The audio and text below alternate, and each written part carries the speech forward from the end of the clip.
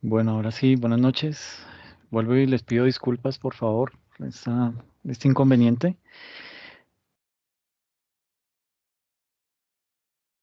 ¿Qué tal, profe? Buenas noches. ¿Qué tal? ¿Cómo vas?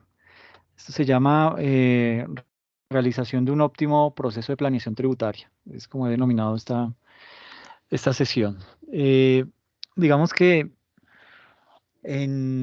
en nuestro país, así como pasa sobre todo en muchos países que están en vía de desarrollo, eh, hay aspectos que son muy específicos de la parte tributaria y específicamente el tema cuando uno analiza la carga tributaria eh, y sobre todo, bueno, es que una cosa es la carga tributaria en general y otra empezar a desglosar como lo hemos venido haciendo en las diferentes sesiones en donde hemos logrado llegar a concluir que la mayor cantidad de carga tributaria reposa sobre los entes económicos, sobre las empresas, las personas jurídicas. Y básicamente esto, digamos que resulta ser, digamos que es como esa, toda esa sobrecarga tributaria que recae en las empresas está derivando específicamente en que esas empresas digan, oiga, bueno, yo no puedo seguir en esta tónica de estar pagando impuestos y cada año nos van a subir y nos ajustan más, que porque pues aquí se habla siempre en Colombia que pues las grandes empresas son las que deberían pagar más. Y vemos que ya ese tipo de organizaciones que están haciendo uso específicamente de lo que es la planeación tributaria. Una planeación tributaria que va muy ligada o está muy orientada más que a tratar de pronto de sacarle el cuerpo a los impuestos que debería pagar, es pagar el impuesto justo. Eso es lo que se busca con una planeación tributaria. Digamos que en esta sesión que vamos a hacer, vamos a abordar algunos conceptos clave para realizar un óptimo proceso de planeación tributaria. Por ejemplo, cómo nace la obligación tributaria, qué es la evasión, qué diferencia hay frente a la elusión y cómo realizar un verdadero proceso de optimización. Una de las obligaciones fiscales que tiene todo contribuyente es básicamente la de pagar el impuesto de renta y obviamente pues eso está enmarcado en un calendario tributario que da la DIAN y al cual pues nos tenemos que someter. Y aquí en este punto digamos que vale la pena destacar que el valor a pagar por dicho impuesto sobre el impuesto sobre la renta puede ser disminuido mediante la aplicación de una serie de beneficios tributarios.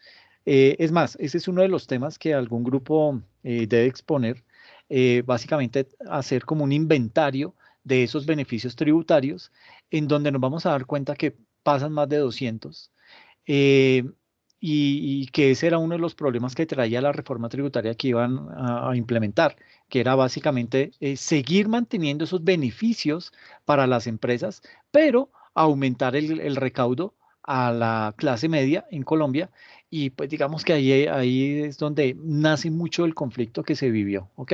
Entonces, en ese orden de ideas, eh, digamos que aquí tenemos que hablar específicamente de, digamos que para poder realizar un buen proceso de planeación tributaria, debemos tener varios conceptos claros. Por ejemplo, el mismo tema, partir de lo que es la definición de la obligación tributaria. Y esa obligación tributaria, digamos que la misma constitución política establece que son los ciudadanos y las personas las que deben contribuir al financiamiento de los gastos e inversiones del Estado dentro de conceptos de justicia y de equidad. A su vez, el Estatuto Tributario establece que los contribuyentes o responsables directos del pago de los tributos son los sujetos respecto de quienes se realiza el hecho generador de la obligación sustancial.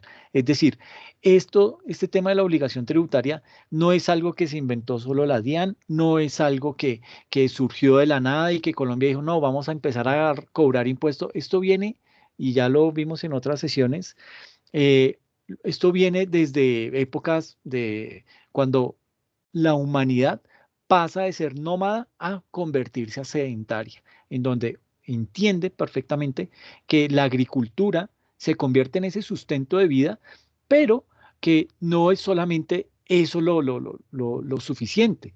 Empieza las personas a tener una necesidad específica y es a sentirse seguros, a sentir que ese terreno que han conquistado les pertenece, pero necesitan de alguien superior que sea esa persona la que le avale que en efecto ese terreno en el cual usted se ha ubicado, y estoy hablando de épocas antiquísimas, o sea, principios de la humanidad, eh, en donde ese terreno, digamos que en donde esa persona se ubicó en ese terreno, que alguien le diga que es de propiedad de él, ¿sí? Entonces empezamos a hablar de temas de ya específicamente de la propiedad, necesitamos también temas de garantías que esa persona puede seguir desarrollando su actividad económica y vivir tranquilamente en el sitio en donde se ha ubicado, y es ahí en donde se ve la necesidad de crear una figura mucho más importante, es decir, mantenernos protegidos, en el buen sentido de la palabra, bajo una figura de un Estado, ¿ok? Y ese Estado, viéndose específicamente como ese ente que es capaz de brindarle seguridad y protección a todos sus habitantes en donde está conformado el Estado. Y obviamente para poder sostener ese Estado, pues se necesita una parte tributaria, es decir, que los ciudadanos que están viviendo o que se están viendo beneficiados por la protección del Estado, empiecen a pagar una parte de sus ingresos al Estado mismo. Y ya eso se puede llamar monarquía, puede llamarle reinado, póngale el nombre que quiera, pero digamos que existe esa figura y ha existido durante toda, vuelvo y digo, desde que el hombre se volvió sedentario, ha existido esa figura precisamente porque es necesaria, ¿ok? No es algo que surgió de la noche a la mañana, sino que se convirtió en esa necesidad, adquirió ese tinte de necesidad, y es ahí en donde el Estado mismo dice, ok, yo sigo desarrollando mi trabajo, sigo desarrollando mi función, pero necesito que ustedes también me ayuden porque es que esto de mantener el Estado, eso no es gratis, y yo tengo que pagarle a unos funcionarios, tengo que hacer obras públicas, etcétera, etcétera, para mejorar cada vez la calidad de vida de mis habitantes. Entonces, nótese que esto, pues, digamos que ya el tema de la parte tributaria está inmerso dentro de la Constitución política. Y digamos que de esta definición que hemos hablado acá, es importante aquí resaltar dos elementos que resultan ser clave. El primer elemento es el tema de la sujeción pasiva, es decir, nosotros los contribuyentes. Eh, digamos que esa sujeción pasiva se puede explicar como cuando la ley determina que una persona en particular está obligada a pagar un impuesto, y cuando esa persona está obligada a pagar ese impuesto, establece las condiciones bajo las cuales esa persona debe pagar ese tipo de impuesto. ¿Ok? No sé, ¿alguien está levantando la mano? Jennifer, cuéntame.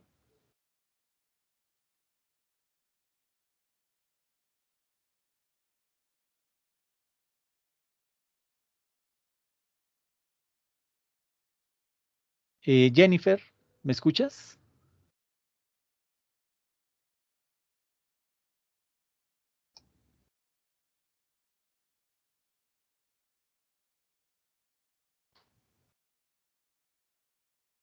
¿Me pueden indicar si me están escuchando, porfa? Sí, señor. Sí, Sí, profe, ok, sí se le ok. oye. Sí, profe, te Perfecto, muchas escuchamos. gracias. Gracias, gracias.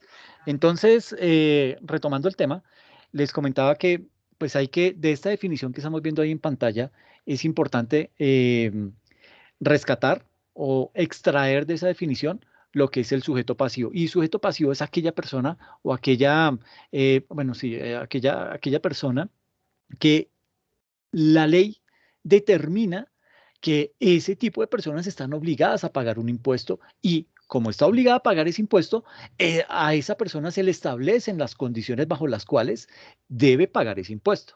Entonces, dentro de esas obligaciones, entonces empezamos a mirar cuál es el rango de ingresos, si con ese rango de ingresos usted debe pagar una tarifa especial o debe pagar la tarifa plena, y ahí entonces como que comienza el tema a abrirse y hacerse tan, se segrega tanto que es factible que de pronto hayan personas que no paguen, otras que paguen más, pero todo se hace, ojalá, en el marco de la equidad, pero que en muchas ocasiones vemos que eso no se aplica de lleno. Y hay un segundo elemento, el primero es la sujeción pasiva y el segundo elemento es el hecho generador, ¿ok? Y básicamente ese hecho generador, ¿qué es lo que hace? Ese hecho generador determina las circunstancias y pueden ser circunstancias de modo, tiempo, lugar, en las que se entiende que un nuevo impuesto, que un nuevo tributo nace a la vida jurídica y ese sujeto pasivo del que hablábamos ahorita está obligado a realizar ese pago o está obligado a realizar la declaración o en algunos momentos esa persona debe estar obligada a hacer el recaudo de ese tipo de impuestos para luego trasladárselos al fisco nacional, ¿ok? Entonces, en ese orden de ideas, digamos que el concepto de obligación tributaria se vuelve importante. ¿Por qué? Porque básicamente de aquí es donde se desprenden tres conceptos que son, digamos, generalmente mencionados cuando vamos a hablar acerca de un tema o de un proceso de planeación tributaria. Y esos conceptos clave son los siguientes. El primero de ellos es todo lo que tiene que ver con la evasión. ¿Y qué es la evasión? Pues su nombre lo indica, es evadir una responsabilidad, ¿sí? En este caso, evadir la responsabilidad o la obligación tributaria. ¿Listo? Ahora, la evasión puede darse por muchísimas causas. De hecho, es común en muchos países, incluido Colombia, ¿sí? La evasión en términos prácticos es cuando un contribuyente, a pesar que cumple como sujeto pasivo, es decir, la ley dice que digamos que enmarca a esa persona dentro de ese sujeto pasivo, o sea, que debe pagar ese impuesto y que también cumple con el hecho generador, decide no realizar el pago o decide no realizar el recaudo de ese impuesto, ¿ok? Entonces, eso es el tema de evasión. Estos temas pues, van a ser mucho más explicados en detalle en los temas que tienen que exponer los diferentes grupos, ¿listo? El segundo aspecto importante que resulta, el concepto clave, el segundo concepto clave que resulta importante estudiar es la elusión. Y digamos que la elusión es un concepto totalmente diferente a la evasión. ¿Y por qué es diferente? Digamos que este tema de elusión ha dado nuevas pautas o nuevas políticas frente a las estrategias de planeación tributaria. Pero entonces empecemos a definir qué es elusión. La elusión es construir estructuras que jurídicamente son viables, ¿sí? Son legales, y escuchen y préstenle mucha atención a ese término, son legales, ¿ok? Pero cuyo propósito es desviar los puntos en los cuales se puede cumplir el hecho generador o la sujeción pasiva, ¿ok? En otros casos también puede ser que afecte temas de como la causación del impuesto, es decir, que algunos contribuyentes crean toda una estructura o todo un marco en virtud del cual, atendiendo estrategias 100% legales, no se da ni el hecho generador ni la causación o la sujeción pasiva de un impuesto. Es decir, básicamente lo que se hace con este término es buscar una serie de vacíos que tiene la ley y tratar de aprovecharlos en beneficio de la organización. Pero digamos que tiene una característica específica y es que eso que se hace es perfectamente legal. Es decir, yo ahí no estoy haciendo nada ilegal. Diferente, por ejemplo, que cuando yo esté acudiendo a una actividad elusiva, ¿sí? La DIAN pueda comprobarme que yo en efecto estoy dejando de pagar impuestos. Y si eso llega a pasar, obviamente eso puede tardar mucho tiempo porque entonces vendrá un proceso jurídico y los abogados, y ustedes saben que se pegan de algunas frases, de algunas palabras específicas, y eso muchas veces decide quién es el ganador en esa pelea. Pero básicamente lo importante acá con el tema de la ilusión es que se aprovechan, son vacíos jurídicos que tiene la ley o la norma y con base en eso yo puedo aplicar unas estrategias de planeación tributaria para reducir el monto del pago o inclusive desconocerlo. ¿Listo? Eso lo vamos a ver con un ejemplo ahorita más adelante. Y el último concepto clave que hay que tener claro es la optimización. Básicamente esta optimización, digamos que es un concepto muy, muy nuevo y básicamente tiende hacer una forma de planeación en la cual el resultado no necesariamente es el de eludir la obligación tributaria, ¿ok? Esa optimización, digamos que es el proceso de planeación que casi todos los contribuyentes realizan de forma tal que puedan atender esas reglas tributarias que nos ha impuesto el gobierno sin que esto pueda entenderse como un abuso tributario y pueda tener algún tipo de efecto en su carga tributaria.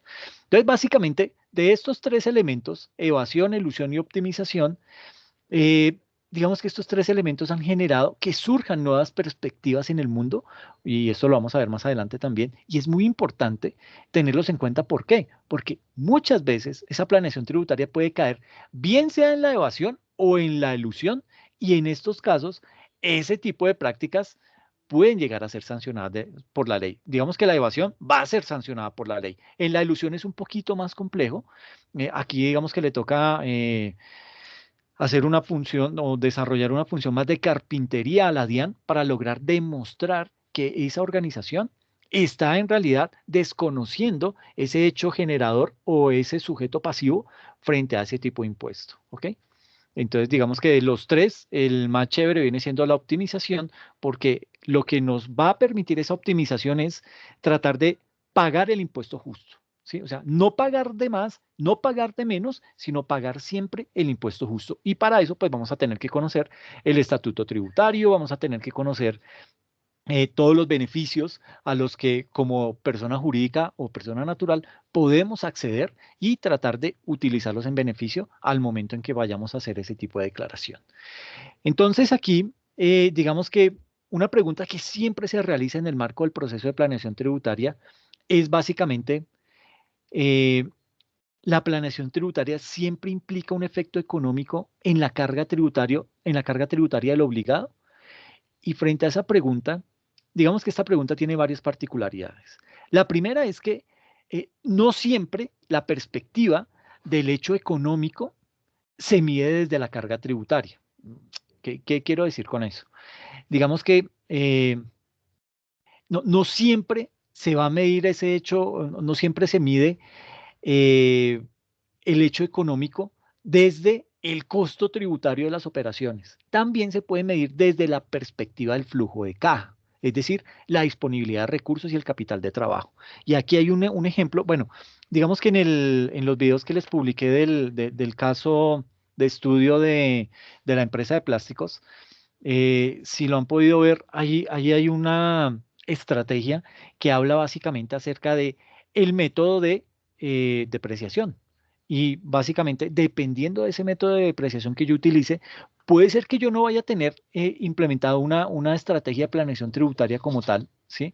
No es que yo vaya a pagar menos impuestos o vaya a irme por alguna figura jurídica que tenga un vacío y tratar de aprovecharme de eso. No, simplemente lo que estoy haciendo por medio de ese método de depreciación es simplemente tener más flujo de caja. O por ejemplo, otro caso, y este es el típico, o sea, cuando usted como persona, eh, persona natural o persona jurídica, usted decide vender un bien inmueble. Entonces usted tiene, qué sé yo, una bodega y dice, ok, la voy a vender y estamos a 15 de noviembre. ¿M? Entonces, eh, yo qué le recomiendo a ese tipo de personas, le digo, hombre, mire, ¿sabe qué? No lo vaya a vender en este año, o sea, lo que le queda mes y medio. ¿Para qué va a vender eso si esa plata usted no la va a poder disfrutar? O por lo menos, disfrutar yo creo que es una palabra mal empleada. Usted no la va a poder trabajar esa plata. ¿Por qué? Porque ya de inmediato, como está dentro de ese año fiscal, ¿sí?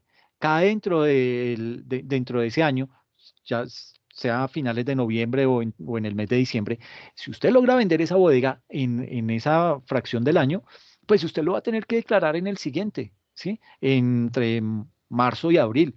Entonces, uno lo que siempre les dice, mire, no, más bien espérese, ponga en venta o empiece a poner en venta el bien inmueble, pero legalice la venta hasta el siguiente año. Legalícelo por ahí en enero o en febrero, de manera tal que usted pueda trabajar, pueda tener flujo de caja durante ese año, gracias a esa venta que realizó, que la va a tener que declarar, pero hasta el siguiente año, ¿ok? Entonces, este tema de planeación tributaria no siempre redunda en una disminución de costos. Es el mensaje que les quiero transmitir. Una planeación tributaria no siempre redunda en una disminución de impuestos, sino que una planeación tributaria también me puede llevar a que yo pueda implementar una estrategia que me permita tener un máximo nivel de flujo de caja en un periodo específico. ¿Ok? Sí, no sé si me hice entender con ese ejemplo.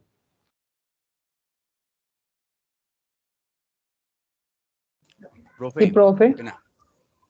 Ahí Dime. podríamos hablar de que también con esa planeación tributaria podríamos tener en cuenta sobre las proyecciones que se pueden hacer a mediano o corto plazo durante un año respecto al flujo de caja, cómo lo vamos a obtener, cómo lo vamos a manejar. Sí, sí, Edwin. Digamos que, vuelvo y digo, el tema de la planeación tributaria, y digamos que ahí es en donde, uy, mi chica, uno dijera, hombre, yo hubiera sabido este tema de planeación tributaria, yo hubiera implementado eso desde mis políticas contables, ¿sí? Por qué me voy hasta las políticas contables? Porque si usted va a implementar un método de depreciación específico, por ejemplo, el método de depreciación de la suma de los dígitos, ese es un método de depreciación acelerado. Cuando usted empieza a utilizar ese tipo de método, y en el video lo explico con un ejemplo, y digamos que ahí usted lo que está ganando es flujo de caja, precisamente, ¿sí? Pero eso implica que desde la política contable haya usted pensado perfectamente en temas y aquí ya tenemos que hablar entonces en temas específicos de planeación tributaria para que usted la pueda contemplar desde la política contable y pueda implementar ese método de depreciación desde el origen de esa política contable. Entonces, Profe, digamos que eso sería un componente bien interesante, pero básicamente el tema de planeación tributaria desafortunadamente no es digamos que no es una práctica muy conocida, sobre todo por las micro y por las pymes, sí más a nivel de las grandes empresas, pero entre micros y pymes no piensan mucho en este tema de planeación tributaria. profe, ¿Alguien? pero sí lo podemos tener en Profe, justa, disculpe, Sí, lo sí, podemos claro. tener ajustando a esa parte porque pues o uno lo ve cuando, por decir algo, se van a hacer unos estados financieros o se pasa una solicitud de un crédito, lo primero que le dicen, vea, hágame una proyección del flujo de caja, cuánto se va a vender tal cosa. Listo, yo puedo hacer una proyección, ¿sí? Pero también tiene que especificar por cuánto me va a costar a mí esa proyección, se va o no se dé con la planeación tributaria, cuánto me va a mirar y cuánto me va a reflejar. No estamos hablando, no en cuestiones de, como usted dice, de reducir el pago del impuesto, sino mirar cómo la vamos a estructurar. Desde ahí la veo yo. Exactamente, y es una buena óptica porque digamos que profe, dos es preguntas. igualmente válida. Cuéntame, ¿y quién? La primera, lo que su merced dice de la depreciación acelerada, es porque se disminuye directamente, o sea, se está afectando directamente pues, la propiedad, planta y equipo, ¿cierto? Sí, sí, exacto. Pero esta depreciación no es deducible, ¿o sí? No. Digamos que con el tema de la depreciación, básicamente yo lo que estoy reduciendo estoy castigando ahí un componente de los ingresos. Y al pagar menos, al reportar menos ingresos, voy a pagar menos impuesto. Pero eso solamente pasa en los dos primeros años. En el tercero, cuarto y quinto año, hablando de propiedad, planta y equipo o algo muy específico, digamos que en esos otros años ya el nivel de flujo de caja tiende a nivelarse. ¿Por qué? Porque ahí entonces ya la depreciación está, ya los rubros de depreciación son menores y ya entonces los ingresos se me están mostrando ya mucho más voluminosos y con base en eso voy a tener que pagar más impuestos. Entonces digamos que desde ese punto de vista, ese es un mecanismo que se utiliza mucho en planeación tributaria precisamente no para disminuir el pago de impuestos, sino para tener algo más de flujo de caja, ¿sí? Porque si bien es cierto, no lo voy digamos que lo voy a sentir el tema de la depreciación en el periodo 3, 4 y 5, pero ahorita en el 2, en el primero y en el segundo, yo ese recurso lo voy a poder trabajar. Entonces, digamos que hacia allá también va orientada la planeación tributaria. La planeación tributaria no solamente se orienta o se enfoca en el tema de cómo yo pago menos impuestos o cómo optimizo mi tema tributario, sino también mirar de qué manera yo puedo tener algo más de flujo de caja. Y sobre todo en épocas como la que estamos viviendo, en donde tener un poquito más de flujo de caja, pues ayuda, ¿sí? Le permite a la empresa como que tener un aire más, como que una bocarada más de aire y con base en eso pues puede levantar la mirada y como que decir, bueno, miremos a ver hacia dónde cogemos, si hay necesidad de pronto de replantear los objetivos o replantear la visión, pues se hará, pero digamos que ese tipo de ventajas o ese tipo de tener un poco más de flujo de efectivo en el bolsillo de las empresas hoy en día representa muchísimo, ¿ok? Pero hacia allá va también orientada la planeación tributaria. ¿Listo? Entonces, en ese orden de ideas, entonces, estábamos hablando acá que la pregunta específica es, ¿la planeación tributaria siempre implica un efecto económico en la carga tributaria del obligado? Y decíamos no, no siempre va a implicar un efecto económico en la carga tributaria del empleado. No siempre la perspectiva o el hecho económico se mide desde la carga tributaria, es decir, desde el costo tributario de las operaciones. También se puede medir desde la perspectiva del flujo de caja, es decir, la disponibilidad de recursos y capital de trabajo. Pero en segunda instancia, digamos que la planeación tributaria no siempre va a tener el propósito de reducir los costos tributarios o maximizar el flujo de caja. También se puede llevar con el propósito de realizar una adecuada gestión de la administración de los impuestos, ¿sí? ¿Qué quiero decir con eso? Evitar que surjan situaciones de riesgo para la compañía o para ese contribuyente, ¿ok? Entonces, digamos que ahí también, dentro del marco de la planeación tributaria, cabe contemplar el tema de tener presente las fechas en las que yo debo presentar la declaración, poder hacer, qué sé yo, simulaciones de la declaración para que en la época en la que la tengo que presentar no vaya a tener que se me presente algún inconveniente. Más que todo va orientado también a eso, darle un poquito de orden desde la parte tributaria, teniendo obviamente como marco de referencia ese calendario tributario para que la organización no vaya a incurrir en retrasos, y un retraso, eso lo que nos deriva es una sanción, y pues debido a la sanción pues obviamente vamos a tener un castigo que pues va a verse reflejado en un mayor gasto para la organización. Entonces, digamos que casi siempre esta planeación tributaria tiene como objetivo optimizar esta carga tributaria, ¿sí? De los contribuyentes, o también el tema de la disponibilidad de los recursos. Hacia allá va orientado el tema de la planeación tributaria. Ahora bien, digamos que, y aquí surge otra pregunta, ¿la planeación tributaria solo aplica para el impuesto sobre la renta o su alcance puede llegar a otras clases de impuestos? Eh, digamos que generalmente, y eso cuando digo generalmente es más o menos el 90-92% de las ocasiones, la planeación tributaria va orientada específicamente al impuesto sobre la renta. ¿Ok? Ahora, esto, pues, digamos que genera unas inquietudes que, pues vamos a ver a continuación. Y es, por ejemplo, cómo aplicar esa planeación tributaria en otro tipo de impuestos. Digamos que eh, la respuesta a la pregunta anterior de si solamente se aplica la planeación tributaria sobre el impuesto sobre la renta, digamos que en principio sí, sería afirmativo, ¿ok? Ahora, debemos recordar que los impuestos transaccionales o esos impuestos indirectos, haga de cuenta el IVA, tiene su hecho generador cuando sucede esa transacción específica, y digamos que eso significa es que realizar procesos de planeación tributaria sobre esos hechos, sobre esos impuestos indirectos, puede llegar a considerarlo la DIAN como elusión, ¿ok?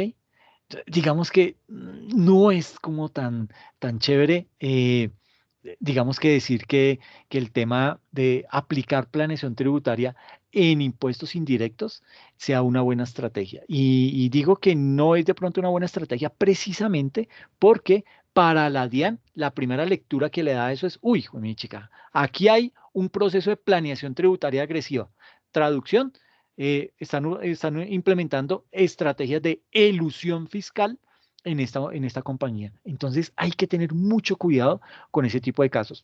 Y digamos que aquí ya ahorita, a partir de la sesión de hoy y aquí en adelante, vamos a ver muchos ejercicios que nos van a ir abriendo, digamos que nos va a ir dando más ideas sobre en qué momento es que yo puedo aplicar una planeación tributaria y en qué momento como que más bien uno dice, uy, no, yo como que me quedo quieto. ¿Por qué? Porque es que eso va a llamar la atención de la DIAN, me va a poner en el radar de la DIAN y digamos que una vez uno cae en el radar de la DIAN, como que ya lo tienen ahí fichado y como que, bueno, ¿y cómo está esta persona? Muestra a ver esta empresa, ¿en qué va? Y ya como que quedó usted ahí marcado, quedó como con una alerta y pues no es tan chévere. ¿Ok? Entonces habrá que tener un poquito más de precaución al momento de hacer ese tipo de cosas.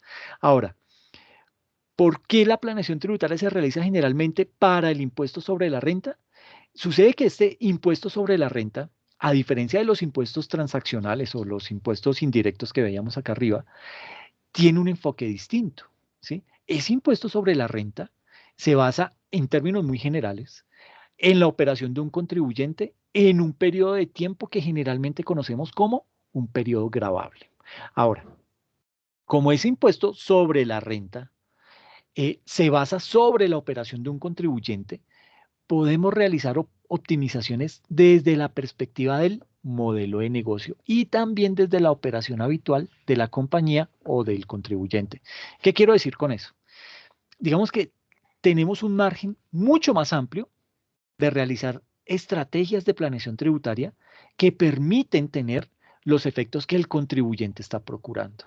Es por eso que generalmente se realiza la planeación tributaria sobre el impuesto sobre la renta. Pero vuelvo y digo, no es que no se pueda hacer en los impuestos indirectos, sí se puede hacer, pero digamos que el costo es que de pronto la DIAN diga, uy, ahí hay un ejercicio de planeación tributaria agresiva y nos pone en el radar y van a venir a investigarnos, explíqueme de justificaciones, por qué está haciendo eso, por qué no está haciendo aquello, y eso pues digamos que es un desgaste ahí un poquito incómodo porque entonces ya el funcionario de la DIAN de por sí llega como con esas ínfulas de superioridad y como que explique y dígame, sí, como en esa tónica y pues ya eso va chocando y va como que generando roces y uno dice, bueno, pero ¿y este man qué? ¿De cuándo acá me viene a hablar así? Y ya el tema, y si hay algo, si existe un peor negocio es pelear con un funcionario de la DIAN.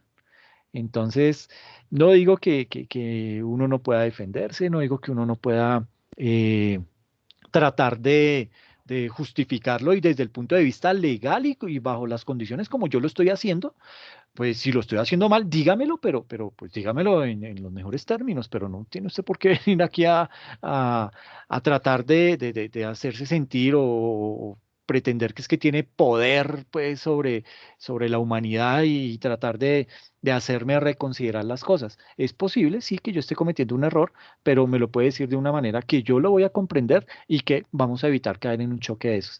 Esa es una situación compleja. No sé si alguno ha tenido una situación con algún funcionario de la DIAN. A mí me han pasado dos situaciones y fueron hartísimas y quedé Profe, marcado. o Dime, dicho de otra manera, profe, fomentar un miedo para sacar una tajada. sí. Bueno, Eso lo manejan de, hay varios aspectos, porque uno se defiende, listo, yo voy a revisar, aquí están mis soportes, me justifico qué es lo que estoy haciendo y si cometí un error, pues simplemente liquidamos la sanción, liquidamos lo que haya que pagar, pero pues ellos van con ese miedo de generarle miedo a la persona, sí, pero mire que podemos hacer esto, podemos hacer lo otro, ha pasado, sí, ¿sí? sí, No, feo. pero es que la cuestión es, pues dentro de la experiencia que yo he visto, que lo vi pues en una empresa cercana, donde uno de mis jefes manejaba pues la contabilidad de esa empresa, es la cantidad, después de que ellos encuentran algo, empiezan a escarbar, a escarbar, a escarbar, y todo es fotocopíame esto, fotocopíame esto, fotocopíame esto. Tan tremendo fue que, por ejemplo, en esa empresa llegó la DIAN y se llevaron más de casi como 300 copias de recibitos pequeños, ¿sí? Pero ¿esto qué es? ¿No? Que esto fue tenido como deducible. Entonces, ¿qué hicieron? Reversaron todo eso que se había tomado como deducible y pues tuvieron que pues volver a declarar la renta y pues todo lo que tiene que ver con eso. Y ellos se pegan de cosas pequeñas. Esto me lo llevo y todo eso para ellos son soportes. Entonces ahí es donde está lo complicado. Pero tú llegas ya. pero Ángel, pero se llegas a demostrar, te voy a poner un caso de acá. Es así, vuelvo y te digo, de lo ético y de lo inmoral, de lo ético y de la corrupción que hay dentro de la misma institución. Había una multa por más de 300 millones de pesos y uno de los funcionarios simple y llanamente dijo, deme 100 y desaparece el folio, ¿sí? Pasando de ahí, pero ¿cómo lo metieron ahí? Yo no lo hubiera hecho. Listo. Primero que todo, pago la sanción, pero se queda sin trabajo el señor. ¿Mm?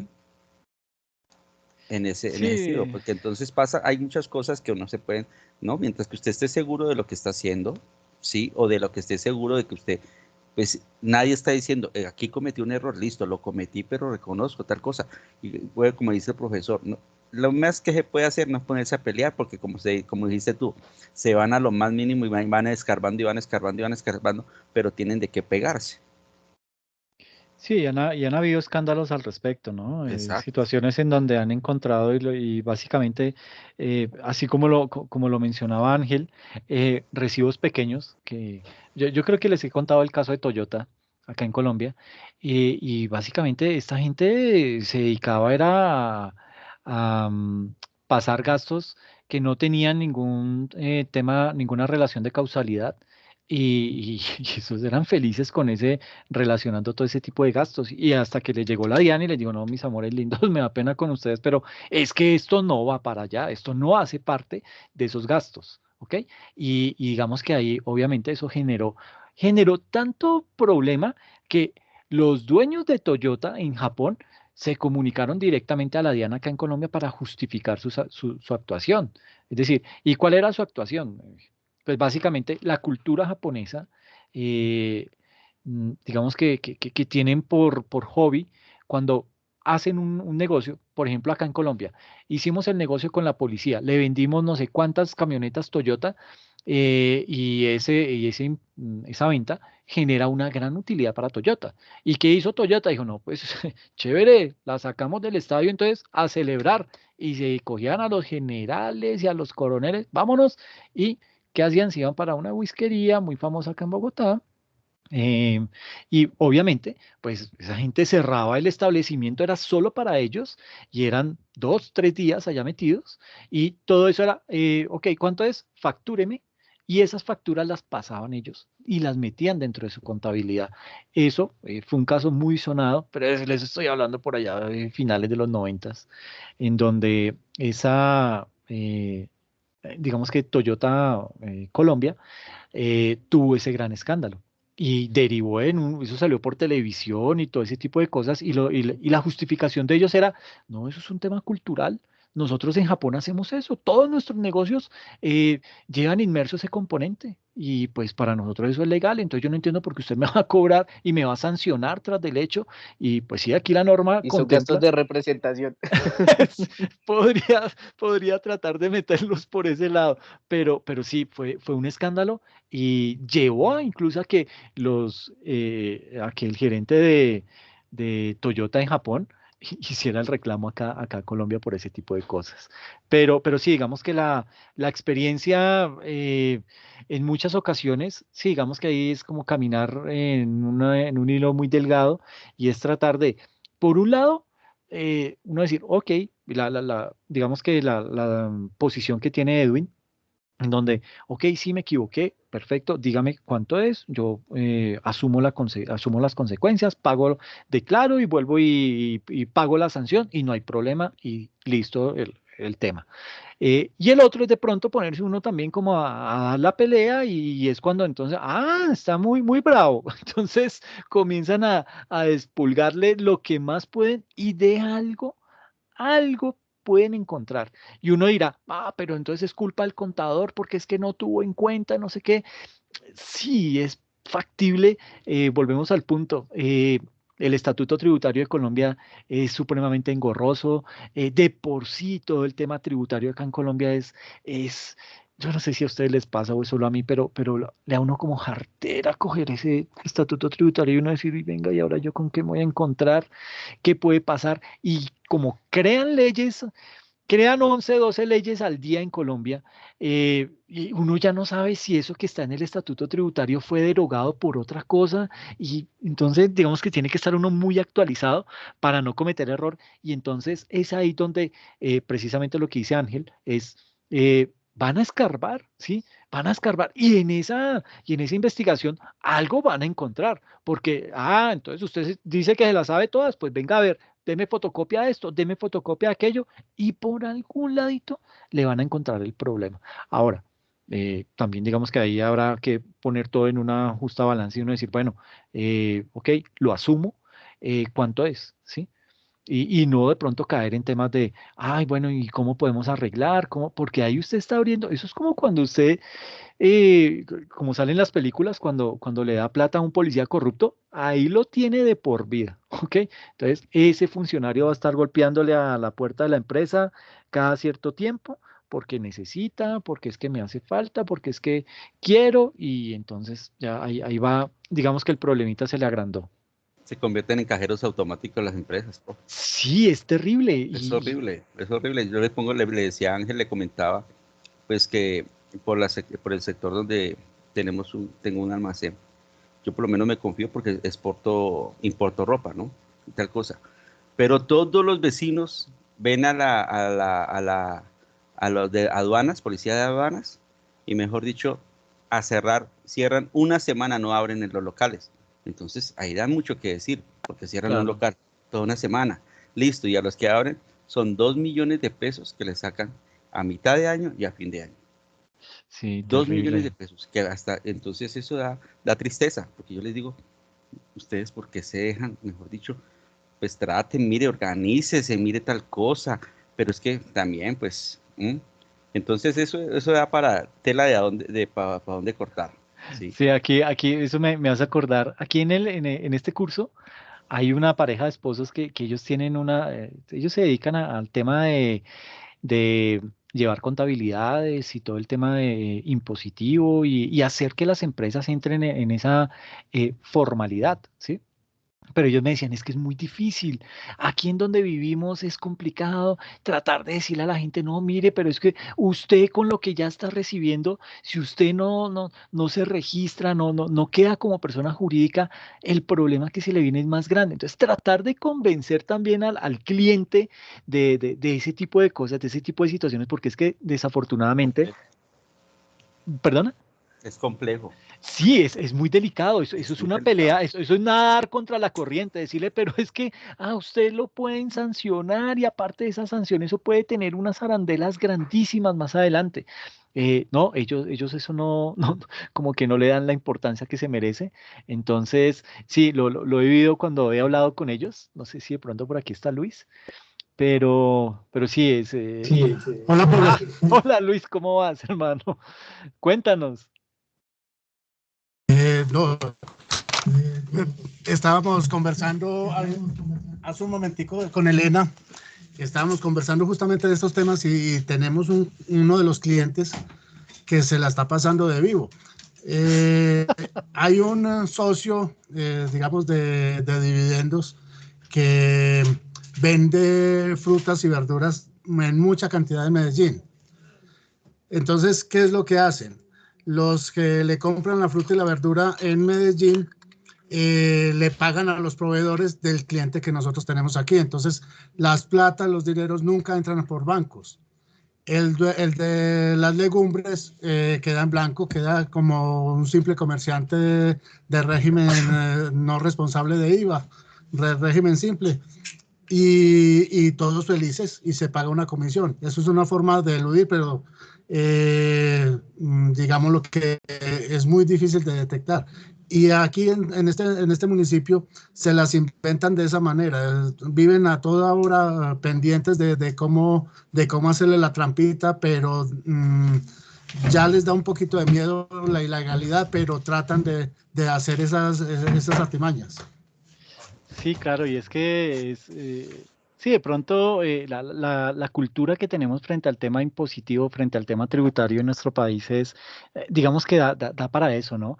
Uno a veces dice o trata de justificar, yo no pago impuestos porque eso se lo roban y pues sí, pero uno, digamos que yo le digo a eso es un acto de fe. Si usted paga el impuesto, usted cumple con su obligación, ya ellos verán cómo lo administran, cómo lo gestionan. Claro que da mal genio ver cifras escandalosas de todo lo que se roban y no pasa nada, pero digamos que si todos tuviéramos esa misma forma de pensar, pues el Estado perdería su esencia, perdería su razón de ser. Y es más, y eso lo vimos dentro de las primeras sesiones en donde veíamos el déficit a nivel de gasto que tiene el país, precisamente por eso, porque pues digamos que han sido cada vez más las obligaciones que ha tenido que asumir el Estado y para poder cumplir con ellas, pues lo ideal es que también en la medida en que asume obligaciones, pues que suba también la carga tributaria para que ayude a sopesar lo uno con lo otro, pero pues hemos visto que en Colombia no ha pasado eso y que le ha tocado al gobierno, pues obviamente acudir a la deuda pública o interna o externa para poder suplir ese tipo de obligaciones a las que se ha visto o a las que se ha sometido por parte de la Constitución. Entonces, digamos que desde ese punto de vista, todavía siguen quedando ese tipo de rezagos y eso no es solamente en donde vive Luis, eso es en todo lado, hermano.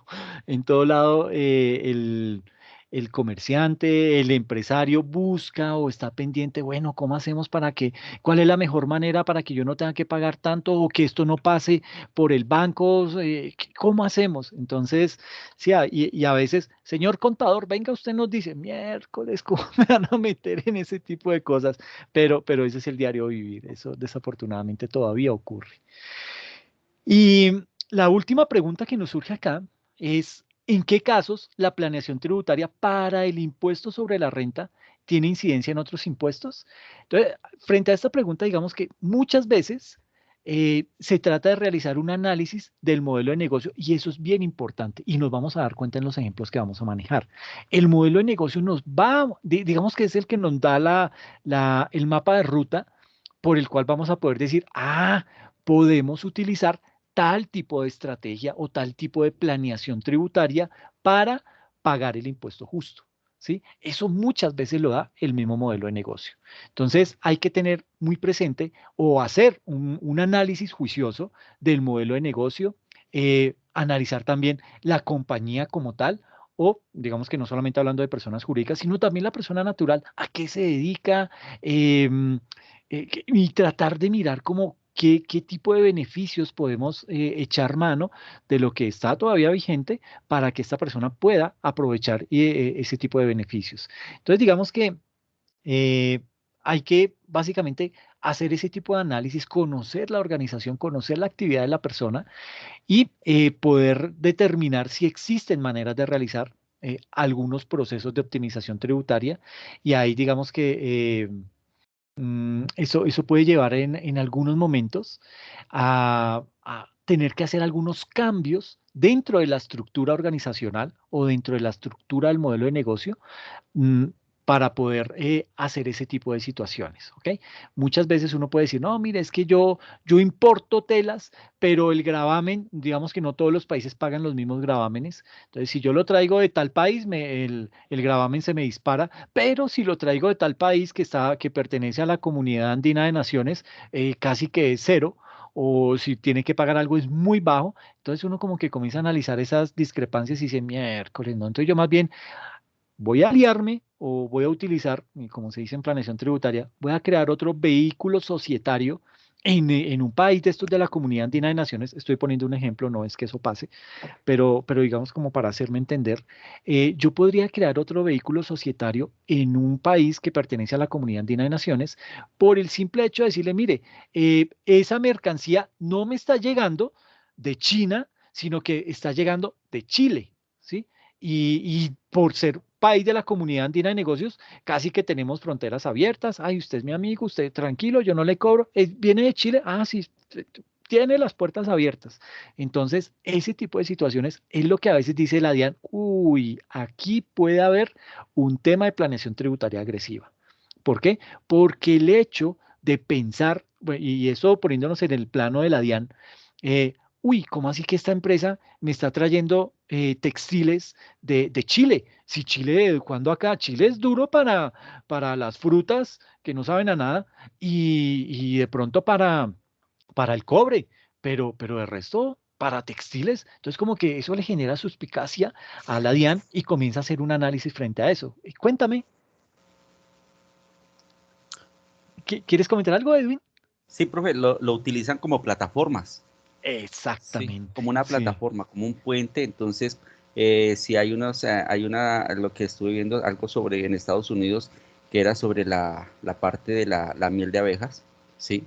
Y sí, entonces ya para la única manera de frenar a China, Estados Unidos para frenarlo, entonces los chinos se inventaron, fue mandándola por Taiwán, mandándola por allá, pero era la misma miel, ¿sí? Era la misma sí. miel. Entonces, utilizan esas plataformas y como usted dice, es válido, hay nada que No, hacer. y, Pero de todas maneras, como se dice, llega la suspicacia de que hay que estar, como se dice, con el ojo bien puesto para poder mirar qué está pasando ahí. sí, es más, o sea, países que están sancionados, caso de Corea del Norte, y usted ve en Corea del Norte carros Rolls Royce, obviamente los tiene solamente ¿cómo se llama este? El coreano, el presidente de allá, bueno, Kim Jong-un, algo así. Solamente los tiene él, pero uno dice, venga, pero si estos manes están bloqueados, ¿por dónde llegan esos carros? Pues sencillo, esta gente para evitar ese tipo de cosas que hacen, se van a mar abierto, aguas internacionales, de buque a buque, hacen el traspaso de mercancía, yo te vendo, tú me pagas y la mercancía le llega tranquilamente, porque lo montan obviamente a un buque carguero de Corea y el buque va y descarga todo directamente en Corea del Norte. Entonces, digamos que todo eso también se presta y ese es el bendito dilema que hay. No sé si ustedes han tenido oportunidad de escuchar todo lo que ha pasado con China y cómo China y Japón están peleando por unas islitas que, man, no sirven para nada, ¿sí? Es un terreno ahí pelado, o sea, que uno dijera, no, es que ahí hay petróleo, o nada, eso es pura, es un terreno ahí baldío, ¿sí? Pero, ¿qué pasa? Que si China logra hacerse a esas islitas que no tienen absolutamente nada, ¿qué está haciendo? Está ampliando su mar territorial, ¿ok? Y en la medida en que más lo expanda, pues más va a tener capacidad para poder hacer más tipo de actividad comercial, va a poder desarrollar obras de infraestructura en mar abierto, que esos son unos duros para hacer islas artificiales, construir ciudades en medio del océano, no sé cómo le hacen, pero la tienen perfectamente clara. Y precisamente eso es lo que buscan, tratar de expandir lo que más se pueda mar adentro para que, obviamente, en la medida en que ese tipo de territorios le es reconocido a esos países, pues su extensión de mar territorial pues se expande también y eso les da ese tipo de ventajas. Pero aquí nos podemos quedar hablando de geopolítica toda la noche y vamos a llegar al mismo punto. Existen mecanismos precisamente para poder hacerle como dice Macías, hacerle la jugadita a la DIAN en este caso. Pero mira que, y Edwin, en el tema de lo que estábamos hablando de tener un vehículo societario en Chile y que Chile me traiga la mercancía, porque como somos de la Comunidad Andina de Naciones, entonces no nos cobramos impuestos, etcétera, etcétera. Entonces, también a veces, digamos que caen, ¿cómo es el dicho? Pagan justos por pecadores. ¿En qué sentido? En que estamos en una economía totalmente globalizada y pues es lo más factible es que yo como empresario pues me expanda gracias a la globalización y pueda empezar a crear otro tipo de negocios con otro tipo de empresas, pues precisamente debido a la globalización y con eso pues me estoy expandiendo. Entonces, en muchas ocasiones, ¿qué pasa? La DIAN, Luis Hernán, sí, mira ahí, Kim Jong-un. Básicamente, cuando eso pasa, pues digamos que puede ser que algunas empresas sí estén utilizando ese territorio para, digamos que, disfrazar o pasar por legal una mercancía que está llegando ilegal, simplemente lo que hacen es reetiquetarla y con ese reetiquetado, pues ya que ahí estamos básicamente configurando un delito. Pero bueno, digamos que no, la DIAN no se da cuenta de eso, la mercancía llega, se nacionaliza y por ser de Chile, pues entonces se pagará algo muy pequeño o de pronto no habrá que pagar nada. Pero digamos que eso ya levanta las alertas o prende las alertas en la DIAN y dice, pilas que están haciendo tal jugadita con tales empresas en Chile. Pero si de pronto yo, que no estoy, que mi idea o mi intención no es para nada hacer algún tipo de planeación tributaria agresiva, sino simplemente me salió el negocio, pues de pronto esa alerta que le crearon a esa otra empresa en Colombia, que sí estaba haciendo planeación tributaria agresiva, va a derivar en que a mí como empresario me puedan llegar a investigar por simplemente tener un nexo con esa otra compañía en Chile. ¿Y por qué lo tengo? Precisamente por actos de globalización, porque la economía hoy en día es muy abierta. Entonces, pues digamos que ese tipo de cosas traen esas consecuencias, ¿ok? Entonces habrá que mirarlo. Obviamente, pues que esto no es que ahora les vayan a preguntar, y entonces vamos a hacer negocios ahora con tal país. Uy, no, pero ¿cómo se le ocurre? A mí me dijeron en la universidad que eso es planeación tributaria agresiva y eso no se puede. No, pues tampoco, pero sí de pronto habrá que mirarlo con más pinzas, como ponerle mucho más atención al tema, porque eso sí que levanta eh, las alertas en la DIAN, ¿ok? Entonces, como para que lo tengan presente. Ahora, cuando hay cambios dentro de ese modelo de negocio, cuando hay cambios dentro de esa estructura, porque lo tuve que cambiar el modelo de negocio, ¿sí? Precisamente para acogerme a una nueva estrategia de planeación tributaria. Entonces, cuando se presentan esos cambios en esa estructura, puede darse el caso que haya otro tipo de efecto en otros impuestos. Por ejemplo, puede ser que yo celebre un contrato de colaboración porque es más eficiente para la estructura tributaria a nivel de renta y para el modelo de negocio en general. Y ese contrato de colaboración entre las partes que están participando en el negocio trae un efecto en materia sobre el impuesto a las ventas. Es por eso que cuando, digamos, cuando se habla de modular un modelo de negocio, modular una estrategia tributaria, todo el enfoque operacional y de negocio del cliente eh, tiene un efecto en otro tipo de impuestos. Entonces, puede ser que usted diga, ah, no, sí, con esta estrategia, uy, claro, le vamos a apuntar y vamos a lograr disminuir lo que vamos a tener que pagar en el impuesto sobre la renta. Pero pilas, porque eso puede derivar en que tenga que pagar más en IVA y de pronto eso que se está ahorrando acá lo está pagando el doble en IVA. Entonces, hay que hacer un ejercicio juicioso. Esto no es simplemente ponernos a echar globos y cada quien arroje ideas y con base en esas ideas, pues mirar qué se puede implementar y qué no. Hay que procurar mirar con detenimiento eh, la causa de esa estrategia tributaria y la repercusión que puede llegar a tener, ¿ok? Ahora, digamos que aquí, frente a esta pregunta, generalidades del impuesto sobre la renta, eh, realizar un óptimo proceso de planeación tributaria implica que los fundamentos y las bases conceptuales deben estar completamente sólidos, ¿sí? De ahí que lo que vamos a abordar a continuación son esas generalidades sobre el impuesto sobre la renta en Colombia. Entonces, básicamente aquí, estos son unos aspectos sustantivos del impuesto sobre la renta a nivel mundial.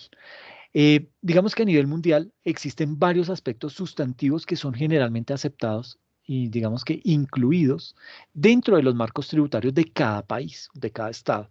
Y esos aspectos sustantivos son los siguientes. El primero de ellos es, digamos, ese impuesto directo, ¿sí? El primer aspecto es que el impuesto sobre la renta es un impuesto directo. Eso es lo primero que tenemos que tener claro. Y ese impuesto sobre la renta grava las utilidades obtenidas por ese contribuyente en un periodo determinado y digamos que ha sido un periodo determinado por la ley de cada estado, en este caso, pues de Colombia. En segunda instancia, digamos que otro aspecto otro aspecto que resulta ser importante dentro de ese análisis del impuesto sobre la renta es que ese impuesto sobre la renta es un impuesto progresivo, ¿ok? ¿Y por qué progresivo? Se dice que es progresivo en la medida, digamos, en la medida que tiene por objetivo generar una mayor tributación en la medida en que haya una mayor base gravable. Ahora, no solo depende de eso. Podríamos tener mayor base y una tarifa estática. Y eso implicaría que habría un mayor pago de tributos mientras el contribuyente obtenga más ingresos. Algunos países, y de esos incluido Colombia, respecto a las personas naturales, se ha establecido que cuando va creciendo la base gravable, la tarifa también se incrementa, de forma tal que entre mayor base se tenga, digamos que va a haber una mayor tarifa y por ende, pues un mayor recaudo y de esa manera, pues digamos que se está consultando la capacidad contributiva de ese contribuyente, de forma tal que ese impuesto sobre la renta adquiere esa característica de progresividad, ¿ok? Y el tercer aspecto es la fuente. Digamos que los estados generalmente gravan los ingresos obtenidos por un contribuyente de su territorio, sin perjuicio que a los residentes en muchísimos estados se les grave las rentas obtenidas en ese país o en cualquier parte del mundo. Generalmente, el concepto de fuente es relevante. ¿Por qué? Porque los países tienden a tributar cuando algo se origina dentro de su territorio. De esa forma, digamos que todas las personas son contribuyentes del impuesto y pagan respecto de esas rentas que se han obtenido dentro de ese país y que obviamente pues se consideran que son fuentes de renta nacional de ese país. ¿Listo? Pero ahí puede configurarse una doble tributación y la doble tributación en Colombia está prohibida. Entonces, si yo como país, y qué pena que ponga siempre el ejemplo de la Comunidad Andina de Naciones, pero es que es de esos tratados que tienen muchos beneficios para los que se adhieren a él. Entonces, digamos que, si mal no estoy, la Comunidad Andina de Naciones es México, Colombia, Perú y Chile. Entonces, digamos que se ha logrado hacer unos acuerdos en donde las personas naturales que viven en esos países, por ejemplo, yo soy ciudadano colombiano, yo debo pagar impuestos acá en Colombia por ser ciudadano y por tener unos ingresos acá en Colombia, pero si de pronto estoy desarrollando otra actividad digamos que en Perú, y en Perú estoy, digamos que también desarrollando una actividad que me genera unas utilidades, pues yo voy a pagar con base en esas utilidades que he recibido en Perú, pago mi impuesto de renta en Perú, ¿sí? Pero cuando yo traigo ese dinero a Colombia, pues obviamente lo voy a tener que declarar y tendría que pagar otra vez impuesto por ese tipo de ingresos, pero a sabiendas que yo ya lo pagué en Perú. Entonces, esos tratados de libre comercio o esos tratados que se firman entre países tienen esa característica. Bueno, eso lo trae hace poco, pero digamos que nacen con ese tipo de condicionamiento y es que lo que se haga en ese país o la renta que produzca una persona extranjera en esos países de la Comunidad Andina de Naciones solamente se van a ver grabados se van a ver grabados en ese país en donde se desarrolló esa actividad. Es decir, que si usted trae ese dinero a Colombia, usted no va a tener que pagar impuestos por esos ingresos que obtuvo allá en Perú. ¿Por qué? Porque usted ya pagó allá en Perú. Entonces, digamos que eso es una manera de tener esa exoneración de ese tipo de ingresos. ¿Ok? Ahora, digamos que hay unos aspectos sustantivos del impuesto sobre la renta en Colombia. El primero de ellos, y ya lo habíamos hablado, es la sujeción pasiva, es el sujeto pasivo, ¿sí? Y en este aspecto, digamos que la normatividad tributaria en nuestro país establece que las personas naturales y jurídicas o asimiladas eh, que se consideren residentes para efectos fiscales están sometidos a imposición por sus ingresos o rentas de fuente mundial. ¿Esto qué quiere decir? Que pagan impuestos sobre la renta por los ingresos que obtengan en Colombia, pero también por los ingresos que puedan obtener en otros estados del mundo. Contrario a ello, las personas naturales y jurídicas, ¿sí? O asimiladas que no sean residentes, ¿sí? Únicamente están grabadas en Colombia por sus ingresos y rentas que se consideren únicamente que son de fuente nacional. ¿Ok? En segunda instancia, eh, digamos que para efectos de la fuente, Colombia tiene establecido expresamente eh, cuando un ingreso es considerado de fuente nacional o cuando un ingreso es considerado de fuente extranjera. Por regla general, un ingreso es considerado de fuente nacional cuando el hecho que lo origina, obviamente, pues se realiza acá en Colombia, ¿sí? Por ejemplo, una prestación de servicios dentro del país, ¿listo? Ahora bien, algunos casos expresamente señalados en la ley, como sucede con la prestación de servicios técnicos o de asistencia técnica, digamos que están grabados en Colombia como ingresos de fuente nacional, independientemente que que su prestación de servicios se realice en Colombia o desde el exterior. Y un tercer aspecto viene siendo la tarifa. Como lo mencionamos anteriormente, digamos que las personas naturales tienen unas tarifas que son de carácter progresivo. Sin embargo, las personas jurídicas o asimiladas generalmente en Colombia han tenido una tarifa estática en el tiempo. Ahora, cuando me refiero a tarifas estáticas, no me refiero a que no puedan tener variaciones en la medida en que va apareciendo cada reforma tributaria, como las que pues, han venido sucediendo en los últimos años. El punto de esto es que no hay una tarifa que a medida que obtenga más ingresos me tienda a gravar de una manera más alta o con excepción a la tasa a las entidades financieras. Entonces, digamos que ahí hay que, digamos que en esa parte al sector empresarial, digamos que Colombia no está siendo completamente justo porque no todos deberían estar grabados con una tarifa del 33, del 32 o del 31%. Deberían tener tarifas progresivas tal y como pasa con las personas naturales. Y el último concepto es la base gravable.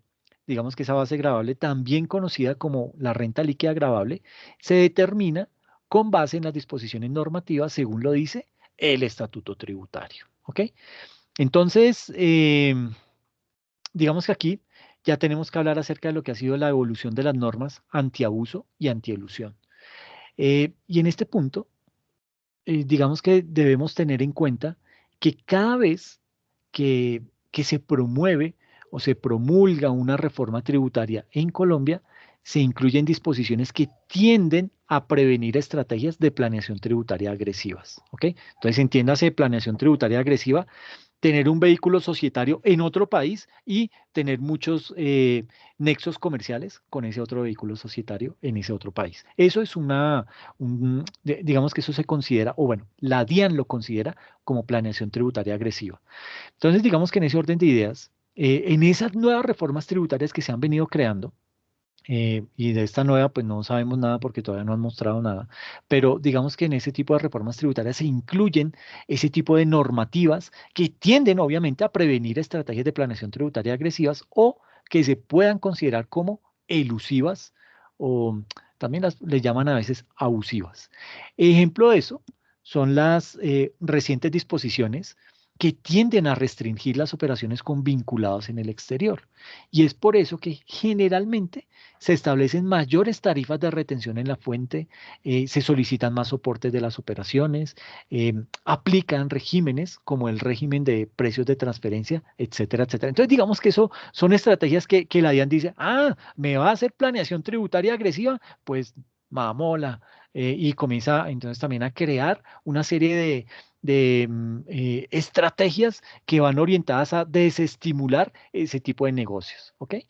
Entonces aquí estamos viendo, y ustedes son expertos en esto, las últimas reformas tributarias. Esto han sido, digamos que en este lapso de tiempo del 2009 al 2019, en 10 años, 7 reformas, ¿sí? Perdón. Y esas reformas, pues digamos que han venido cambiando esas disposiciones y esas normas antiabuso y antielusión. La más reciente es del 2019, la Ley 2010, que ratificó muchos puntos de la inexequibilidad de la ley de financiamiento, pero también incluyó disposiciones que tienden a prevenir el abuso y la ilusión. Lo que pasa es que no siempre son las más acordes, pero bueno, digamos que están trabajando en ese orden de ideas. Y aquí es importante tener en cuenta que desde el año 2013, la OCDE ha venido promoviendo las acciones BEPS, que básicamente, ¿qué hacen? Pues tienden a prevenir que existan enfoques de planeación tributaria agresivas o elusivas y básicamente lo que tratan de establecer es algunas recomendaciones para que los países que pertenecen a la OCDE incorporen en su normatividad con el propósito de prevenir ese tipo de prácticas. Y digamos que en ese orden de ideas, Colombia ha incluido diversas acciones dentro de sus disposiciones normativas, ¿sí? Pero pues no es que hayan sido como las más efectivas o que sean como las más chéveres de mencionar. Y aquí entonces otro concepto que debemos tener claro al momento de realizar una planeación tributaria es todo el tema de la tasa efectiva versus la tasa nominal. Reitero, yo sé que aquí me estoy metiendo con temitas de alguno va a decir, ay, pero este man ahora se puso a explicar mi tema. No, aquí simplemente son cosas básicas para que usted en la exposición la pueda explotar al máximo, pero aquí simplemente estoy haciendo unas menciones a algo muy puntual porque lo vamos a tener que tener en cuenta al momento en que realicemos ejercicios, ¿ok? Entonces, digamos que otro concepto que debemos tener perfectamente claro es el de la tasa efectiva versus la tasa nominal de tributación. Son dos conceptos clave que debemos tener en cuenta para la planeación tributaria en el impuesto sobre la renta y también para su cumplimiento. Entonces, digamos que lo primero aquí es entrar a definir qué es eso de tasa nominal. Digamos que la tasa nominal es la tarifa del impuesto sobre la renta que está expresamente prevista en la ley y que se aplica sobre la renta líquida gravable, que es diferente a la utilidad comercial del negocio.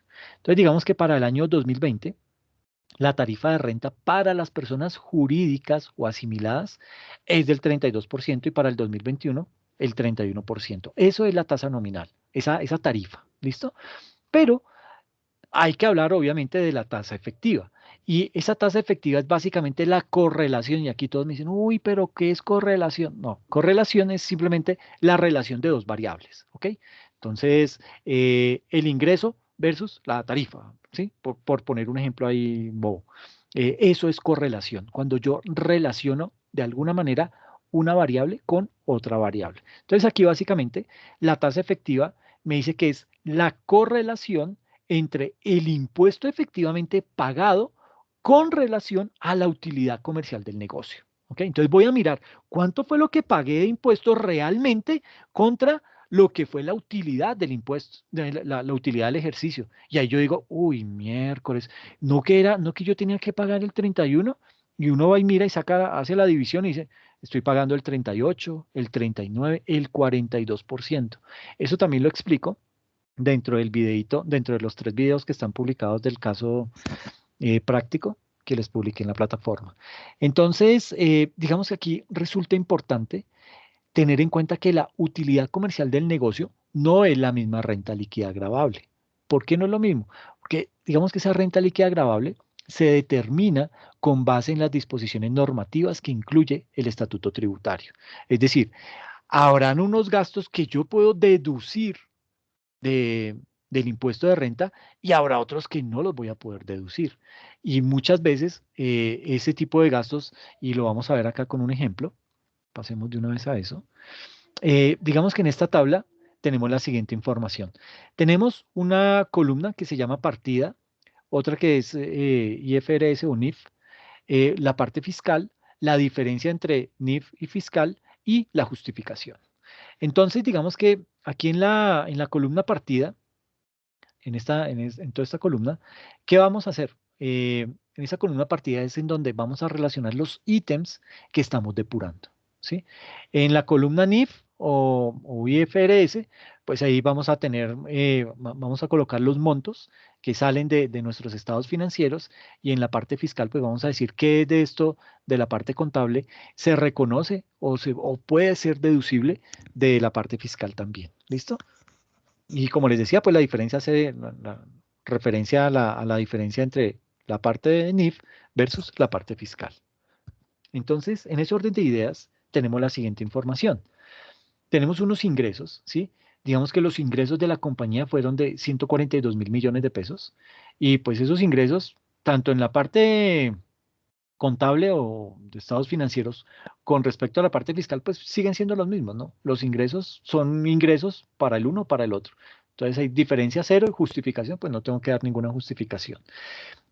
Otro aspecto es todo lo que tiene que ver con el costo de ventas. Entonces, para poder determinar cuáles fueron mis ingresos, pues yo voy a tener que calcular cuánto me costó producir esos productos o esos servicios que yo vendí y con los cuales obtuve estos ingresos. Entonces, ese costo de ventas, aquí digamos que nos dio 124.000 millones de pesos. En la parte fiscal es lo mismo, aquí no hay depuración ni nada. Lo que le cuesta este costo de ventas en la parte contable es el mismo que aplica para la parte fiscal, es decir, no hay diferencia ni hay justificación. El siguiente ejemplo, el siguiente ítem, está relacionado con los gastos de administración y aquí los gastos de administración fueron de 2.000 millones de pesos, pero para la parte financiera. Sucede que por disposiciones del estatuto tributario no podemos reconocer los 2.000 millones de pesos como deducción sobre el impuesto sobre la renta, sino solamente 1.600 millones. ¿Ok? Y eso obviamente pues me va a generar una diferencia de menos 400 millones de pesos. Es decir, bueno, este menos me está diciendo es que no lo voy a poder. Digamos que lo que me está castigando el estatuto tributario me sube a 400 millones de pesos. ¿Qué es la diferencia entre estos 2.000 millones que fueron los gastos que yo tuve de administración frente a lo que fiscalmente me reconoce como gastos la DIAN, que es apenas 1.600 millones de pesos? ¿Ok? Entonces digamos que esto pues obviamente me genera una diferencia de 400 millones de pesos que no van a ser deducibles, ¿sí? ¿Por qué? Porque esto puede ser 400 millones de pesos que corresponden a sanciones, indemnizaciones, depreciaciones, entonces no los puedo deducir, aunque me representan a mí para el interior de la organización unos gastos de administración. En quinto lugar, tenemos los gastos de ventas. Me dice acá que los gastos de ventas fueron, desde la parte contable financiera, 5.400 millones, pero para aspectos fiscales únicamente se pueden reconocer 4.400 millones de pesos, es decir, se genera una diferencia de 1.000 millones de pesos, ¿sí? Y corresponden básicamente a gastos sin soportes, gastos que no tienen relación de causalidad, como sus amigos de Toyota, etcétera, etcétera. Otro ítem viene siendo otros gastos, ¿sí? Este tema de, digamos que otros gastos, según la parte contable financiera, fueron de 300 millones de pesos, que para efectos fiscales solamente fueron reconocidos 100 millones, los otros 200 millones, digamos que corresponden a gravamen a los movimientos financieros, esto lo vamos a explicar ahorita, tema de intereses moratorios, otros gastos no deducibles. Entonces, digamos que cuando uno empieza a hacer ese tipo de depuración, dice miércoles, o sea, todo lo que en el movimiento ordinario de la organización, yo tuve que incurrir en este tipo de erogaciones, pero sucede que la DIAN no me está reconociendo el 100% de esos gastos que yo he tenido. Entonces uno como que dice, ay, miércoles, voy a tener que pagar más impuesto. ¿Por qué? Porque precisamente estas diferencias hacen mella en el bolsillo del contribuyente. Entonces, si miramos las últimas tres filas, gastos de administración, gastos de ventas y otros gastos, digamos que en la primera tenemos el resultado, digamos que el resultado contable de la compañía fue de 10.300 millones de pesos, desde la parte contable y financiera, ¿sí? Pero desde la parte fiscal fueron 11.900 millones de pesos, ¿sí? Entonces digamos que ahí eso me arroja ya una diferencia de 1.600 millones de pesos, que son estos 1.600 que no me reconoce la parte fiscal, ¿ok? Esos 11.900 millones de pesos, digamos que resultan del depuramiento de esa base fiscal, es decir, la renta líquida en relación con la utilidad comercial. ¿Listo? Y es sobre esta renta sobre la cual yo voy a tener que pagar o le voy a tener que aplicar la tasa nominal. Entonces aquí ya viene, en la penúltima fila, tenemos la tarifa. Aquí le coloqué el 33%. Y eso hace referencia, obviamente, pues a la tasa nominal, que es del 33%, que si la aplico a mi utilidad contable real, que fueron 10.300 millones, pues digamos que me arroja un impuesto a pagar por 3.399 millones de pesos, ¿sí? Pero como yo no la tengo que aplicar a la utilidad real del negocio, sino básicamente a la utilidad fiscal que me dio, a mi base fiscal, ahí ya me da, la base no son 10.300 millones, sino 11.900 millones de pesos. Y si a esto le aplico el 33%, me da un impuesto a pagar de 3.927 millones de pesos. Es decir, tengo que pagar 528 millones de pesos de más cuando mi utilidad me está reflejando que yo tuve como ingresos una menor cantidad. Entonces, como que ahí uno queda con el sinsabor y dice, miércoles, aquí hay algo que no está funcionando, no me suena el tema, y este tipo de cositas son las que incentivan en muchas ocasiones a que el empresario busque medidas para evadir, medidas para no pagar, para hacerse loco, etcétera, etcétera. Entonces, digamos que ahí hay que tener mucha precaución frente a eso. Entonces, digamos que aquí, cuando hablamos de la tasa de tributación, esta tasa de tributación contiene la siguiente información. Bueno, sucede que cuando tomamos ese impuesto que es el que efectivamente pagamos, este es 3.927 millones de pesos, que esto fue lo que realmente hubo que pagar, y lo comparamos con el resultado contable, que es 3.399 millones de pesos, pues encontramos que mi tasa de tributación nominal no fue del 33%, ¿sí?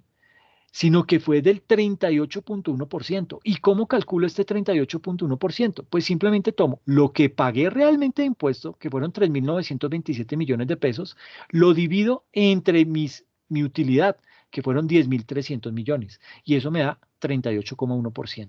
¿Ok? Por eso es la diferencia entre esta tasa nominal, que es la tarifa del 33%, y lo que realmente yo estoy pagando, que es la tasa efectiva. Entonces, básicamente aquí la diferencia entre la una y la otra viene siendo de 5,13%. Es por esta razón que generalmente debemos tener mucho más cuidado con la tasa efectiva, ¿sí?, que con la tasa nominal. ¿Por qué? Porque por disposiciones legales no siempre se termina tributando sobre la utilidad comercial, ya que, pues, como lo hemos visto aquí en este ejemplo, hay muchos gastos que no son deducibles. Por ejemplo, el 4 por mil solo es deducible la mitad, ¿sí? El pago de impuesto al patrimonio o el impuesto a la normalización no son gastos deducibles. Por esta razón, si tengo este tipo de erogaciones a nivel contable, mi utilidad contable va a ser menor que la utilidad fiscal y por lo tanto la tasa efectiva va a ser mayor que la tasa nominal. Es decir, voy a terminar pagando mucho más que la tarifa que yo tenía aplicada. ¿Ok? Esto por dar un pequeño esbozo sobre la diferencia entre tasa nominal y tasa efectiva. Y aquí entonces tenemos que hablar acerca de los vehículos societarios y la sociedad.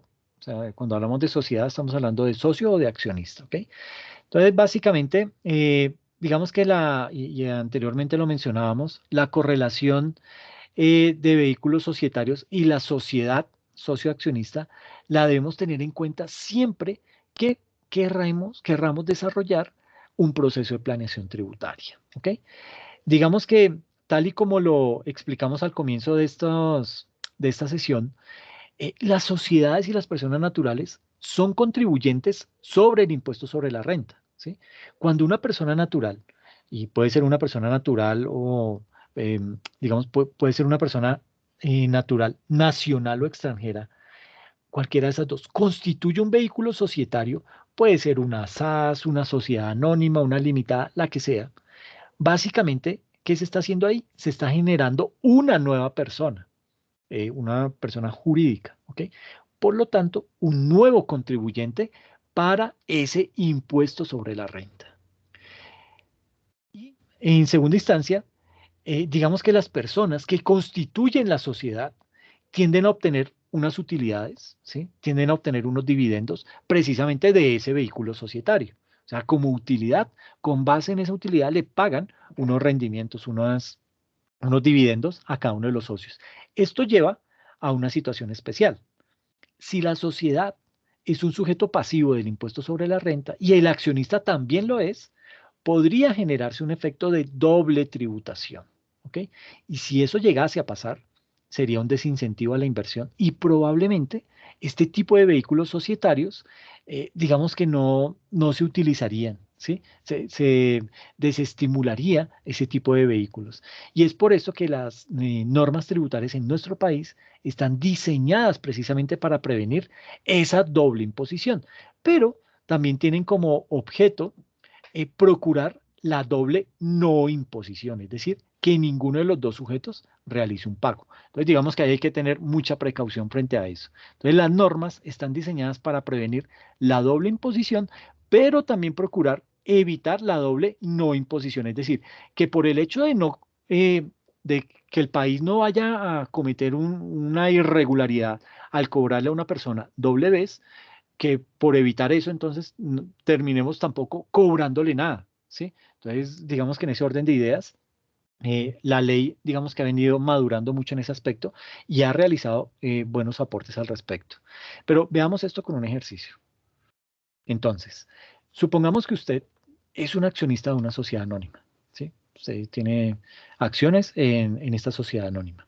Y con el tiempo, usted decide, dice, bueno, tengo ya mi inversión en esta sociedad anónima, pero tengo otra platica, y con esa platica, ¿qué voy a hacer? Voy a crear otro vehículo societario, pero esta va a ser una SAS. Otra empresa, otro tipo de negocio, no importa. Usted creó esa otra entrada, ¿ok? Entonces, básicamente, ¿qué hizo? Pues decidió formar un nuevo negocio bajo la figura de una SAS, ¿ok? En donde usted va a ser el mayor accionista, ¿listo? Esta SAS desarrolla su objeto social durante un año y, pues, digamos que obtiene una utilidad de 200 millones de pesos, ¿listo? Ahora, cuando usted debe presentar la declaración de renta de esta sociedad, de esta SAS, pues digamos que le va a aplicar un impuesto sobre la renta del 32% sobre estos 200 millones y va a tener que pagar 64 millones de pesos por impuesto a la renta de ese periodo. Es decir, que le quedaría una utilidad por distribuir de 136 millones. ¿Listo? Ahora bien, cuando usted obtenga ese ingreso como accionista de esta sociedad anónima, ¿sí? Cuando usted está haciendo su declaración de renta como accionista de esta sociedad anónima y tiene estos 136 millones, usted los va a tener que declarar acá. Entonces, usted los trae, los reporta y pues básicamente, ¿qué sería lo obvio? Que dijera, bueno, como aquí usted tuvo unos ingresos por ganancia ocasional de 136 millones, entonces le aplica también una tarifa al 32% y por solo eso me va a tener que pagar 43.520.000. Pero entonces ahí es cuando el Estado dice, no, no, no, no, pero espera un momento, porque es que este señor, que es este mismo, tuvo una utilidad de 200 millones bajo este vehículo societario y ya le cobramos un impuesto sobre la renta de esos 200 millones y me pagó 64 millones. Entonces yo no lo puedo castigar porque esa utilidad que le queda por distribuir, voy a volverle a cobrar la misma tarifa cuando él me vaya a hacer la presentación de la declaración de renta como un accionista de esta sociedad anónima. Entonces, yo no puedo, como Estado, cobrarle tanto acá como acá a un mismo contribuyente. Entonces, digamos que en este tipo de casos es en donde se configura una doble imposición. ¿Por qué? Pues porque estará pagando un doble impuesto como una empresa, como una sociedad SAS o, bueno, como una sociedad SAS y como una sociedad anónima. ¿Ok? Entonces digamos que en ese punto, el Fisco Nacional se está cuidando mucho para evitar caer eso. Porque si yo veo que me cobran acá, pago el 32% sobre estos 200 millones. Y aquí vuelvo y sobre la utilidad, entonces me van a cobrar otra vez 32%, o sea, estoy pagando 103.520.000, más del 50% de lo que obtuve de utilidad, no es negocio. ¿Y qué va a hacer? Pues esto lo van a cerrar y va a incrementar la tasa de desempleo, el país va a perder ahí un rango de su PIB, etcétera, etcétera. Entonces, digamos que vamos a tener ahí más inconvenientes. Y es precisamente por esta razón que estamos viendo en este ejemplo, que el artículo 49 del Estatuto Tributario dispone que cuando la utilidad haya estado sujeta a imposición, como lo tenemos acá, en la sociedad que va a distribuir los dividendos, ¿sí? Entonces, cuando usted reporta esa utilidad dentro de esta declaración de renta, pues ese receptor de los dividendos, en este caso, usted como accionista de esta sociedad anónima, va a tratar los 136 millones como un ingreso no constitutivo de renta ni de ganancia ocasional. Es decir, sobre ese ingreso no le aplica ninguna tarifa del impuesto sobre la renta, ¿ok? Vuelvo y digo, ¿por qué? Porque si se hace de esa manera, si le cobro acá y le cobro acá, usted se va a desanimar y va a optar por No, esto no es negocio. O sea, ¿cómo voy a pagar el 50, más del 50% en impuesto de renta? Falta ver todo lo que paga en IVA, en retención en la fuente, todo este tipo de impuestos que también van sumando. Entonces, eso básicamente lo que va a hacer es que lo desanime y usted decida más bien cerrar ese tipo eh, de vehículos societarios. Ahora, y tomando como insumo el ejercicio anterior, digamos que ese artículo 49 del Estatuto Tributario procura que, por ejemplo, si en las SAS, si en estas SAS eh, tuvo un impuesto sobre la renta de 0 pesos, ¿sí? Digamos que de estos 200 millones eran exentos y usted, la tarifa era el 32%, pero le tocó pagar 0 pesos, ¿ok? Es decir, usted recibió los 200 millones de pesos como utilidad completa, ¿sí? Y cuando esos 200 millones le lleguen aquí a la sociedad anónima, entonces, digamos que ya ahí desaparece esa figura, o digamos que ya no tiene el carácter de ingreso no constitutivo de renta ni de ganancia ocasional, ¿ok? Ya esa parte no aplica, sino que esos 200 millones se convierten en un ingreso ordinario que obviamente va a estar sometido a tributación en esta compañía, ¿ok? Aquí bajo esta figura. Es decir, el objetivo es que se grave el impuesto en el vehículo societario SAS o en la sociedad anónima, pero no que no se grabe en ninguno de los dos. O cae por este lado o cae por este lado. ¿Ok? Entonces, digamos que dependiendo de las políticas públicas que el Estado quiera realizar, puede que los beneficios que originen que en estas SAS no se paguen impuestos sobre la renta, terminen trasladándose al accionista en la sociedad anónima, pero eso tiene que ser establecido por una expresa disposición legal, es decir, el Congreso tiene que establecerlo, ¿ok? Entonces, en este caso, los 200 millones pierden la calidad de ingreso no constitutivo de renta ni de ganancia ocasional y se convierten en un ingreso ordinario debido a que su impuesto en la SAS fue de 0 pesos. Entonces, por esta razón, aquí, como no tuvo que pagar nada, cuando lo declara acá, aquí se le aplica el 32% a ese tipo de utilidad. ¿Listo? Eso, digamos que bajo esta perspectiva vamos a estar manejando varios ejercicios al respecto y vamos a estar moviéndonos en qué pasa si yo tengo un vehículo societario en otro país, qué pasa si yo importo, qué pasa si yo muevo mis ingresos para ese otro país, cómo me va a afectar y qué tan legal o ilegal resulta ser ese tipo de situaciones, ¿ok? Entonces, yo creo que dejémoslo acá. La próxima sesión continuamos con este tema de las generalidades sobre la planeación tributaria. Es muy poquito lo que nos falta de esta presentación y nos metemos ya con otro tema para también empezar a mirar otro tipo de ejercicios. ¿Les parece? Vengan, les pido disculpas por lo de esta tarde. La verdad, cometí un error. No sé, tenía una actualización pendiente del sistema operativo y oprimí ahí, no sé qué le di, parece que le di a actualizar y se me apagó el equipo y comenzó a actualizarse, se me demoró un resto y casi que no me prende esa vaina, por eso me demoré casi que 30 minutos, pero pues, sí, les pido porfa, me disculpen por eso. Mm, bueno, no sé si tienen alguna duda frente al tema, frente a esto que hemos hablado el día de hoy. No, profe, la verdad que muy interesante. Gracias. No, Gracias. ninguna, profe. Ok, gracias Yasmín, gracias Luisa. Entonces, pues nada, muchachos, les agradezco mucho y pues nos vemos en 8 días, ¿ok? Entonces, bueno, aviso parroquial, no se les olvide el próximo martes las exposiciones, los que tienen que exponer, los que deben presentar el video y de ahí va a salir el examen, ¿listo? Listo, profe. Profe, Buenas qué noches pena. y gracias. No, a ti, gracias. Cuéntame. Profe, qué pena. Buenas noches. Una pregunta. Buenas noches. Profe, ¿el trabajo lo cargamos los dos del grupo o solo una sola persona del grupo? No, solo una persona, pero porfa me dicen ahí, este video lo presentamos fulano y sutano, para yo acordarme de una vez replicar la nota en el otro estudiante.